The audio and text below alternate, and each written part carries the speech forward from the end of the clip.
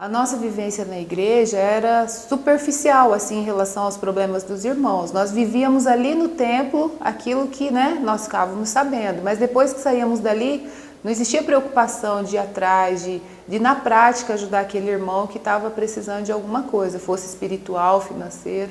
Jamais eu teria coragem de, no culto de quarta-feira, abrir minha vida para os irmãos. Porque você fica preocupado que são tantas pessoas ali, o que elas vão pensar de você, né? O que elas vão falar depois que elas saírem daí. A gente fica com medo. Nesse contexto assim que nós nos encontrávamos de problemas familiares e não conseguir encontrar um apoio profundo dentro da igreja, talvez não por culpa dos irmãos, mas por nós mesmos nos sentirem assim, incomodados de abrir ali a nossa vida, o pastor em 2009, se eu não me engano, nos convidou para fazer parte do protótipo. E durante 2 meses e meio, quase 3, eu tirava um momento de oração, pedindo que Deus me mostrasse quem eu deveria chamar para esse grupo, que seria a base para a multiplicação dos outros grupos. E após terminar a oração, eu pegava um papel e fazia uma lista de 12 nomes que Deus me mostrava em oração. E o nome da família da Simone foi um dos nomes que mais apareceu nesse período.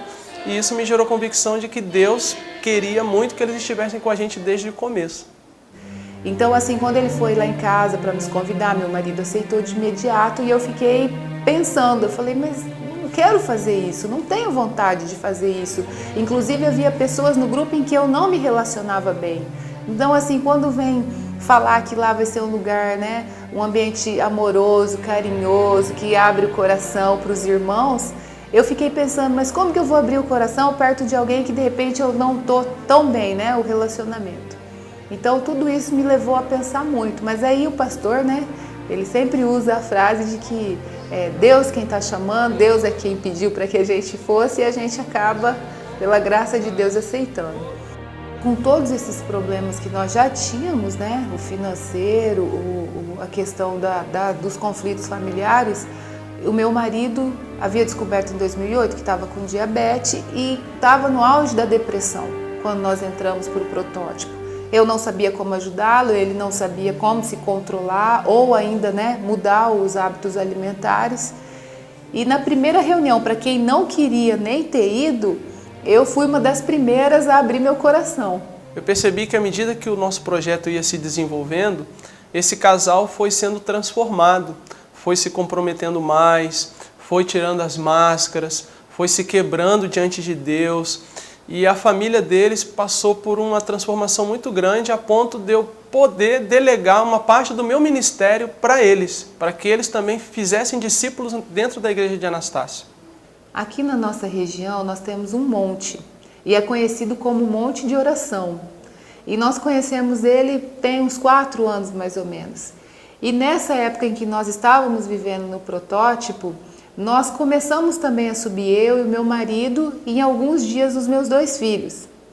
E nós pedíamos durante 40 dias ininterruptos para que Deus nos abrisse a porta de um trabalho mais estável, de algo mais rentoso. E foi impressionante porque coube certinho com a oração dos irmãos. E ao final do protótipo nós alcançamos essa bênção. O meu marido, que antes trabalhava como vendedor, teve a ajuda de uma pessoa que foi muito importante na nossa vida também e nós conseguimos abrir o nosso próprio negócio. Um negócio pequeno, mas onde a gente vê que a mão de Deus começou ali, todas as portas foram abertas. E eu acredito que aquelas pessoas que nos acompanharam naquele momento no grupo oraram por isso. E essa bênção para nós foi muito grande. E então começou a melhorar ainda mais a nossa vida, porque nós sabemos que às vezes a falta de dinheiro, os conflitos ficam maiores dentro de casa. E Deus foi tão bom atendendo a oração dos meus irmãos do protótipo, junto com as nossas orações, e nos deu essa bênção ali nos últimos dias do protótipo. E eu nunca me preparei para ser líder, eu não tinha essa pretensão. E nas vezes em que se falava que ia multiplicar a liderança, eu sempre deixei claro que eu não queria ser uma líder. E mais uma vez Deus, Ele pediu para que a gente estivesse ali. Então o pastor reuniu os prováveis líderes, que seriam multiplicados, e me chamou. E antes disso eu tinha feito uma oração no banheiro da igreja. Eu disse para Deus: Deus, o Senhor sabe que eu não me preparei, o Senhor sabe que eu não me sinto capaz, mas faça-se a sua vontade. Se o Senhor pedir para que eu fique, confirmar isso nessa reunião, é porque eu sei que o Senhor vai me capacitar. Então o pastor acabou me convidando para ser uma líder e eu aceitei. Nós trabalhamos 6 meses com esse nosso primeiro pequeno grupo. E em 6 meses nós conseguimos discipular 2 líderes. E foi uma vitória muito grande, porque até hoje esses líderes estão atuando, trabalhando, cuidando das suas ovelhas, a cada dia melhorando e crescendo espiritualmente. Isso nos motiva a continuar o trabalho. Em todo esse ciclo do protótipo de 2009 até hoje, em 2012, a minha vida e a vida da minha família mudou muito. Em março de 2012, após 1 ano e meio supervisionando 4 líderes, os PGs se multiplicaram. Nós fomos como igreja de 14 para 28 pequenos grupos. E todos os 200 membros da nossa igreja passaram a viver em comunidade nesses pequenos grupos.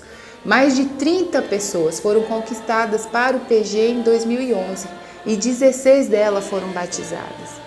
Isso nos deixa muito felizes pelo fato de que nós vemos o fruto do nosso trabalho. Hoje nós supervisionamos 3 líderes. Nossa igreja está bem melhor. As pessoas têm aceitado o chamado de se envolver no ministério de fazer discípulos, mesmo estando inseguras, pois entendem que esse ministério vem de Deus.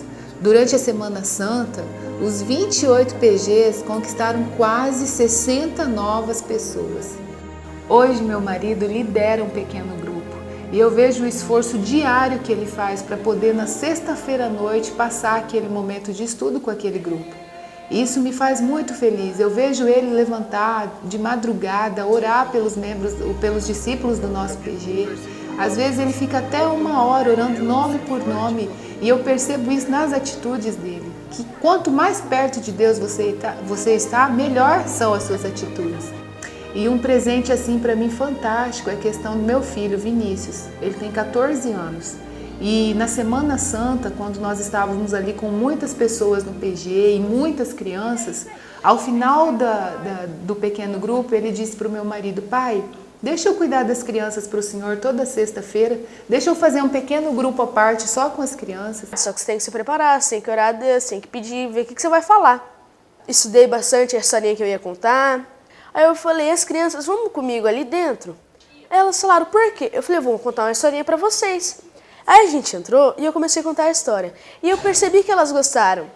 Aí tinha crianças assim, meio teimosas, que bagunçavam um pouquinho. Eu falei: ó, não vai ganhar prêmio, hein? Então elas começaram a ficar quietas, elas começaram a prestar atenção. Eu pretendo continuar esse trabalho até o final da minha vida, assim, para Jesus, fazendo as coisas para eles.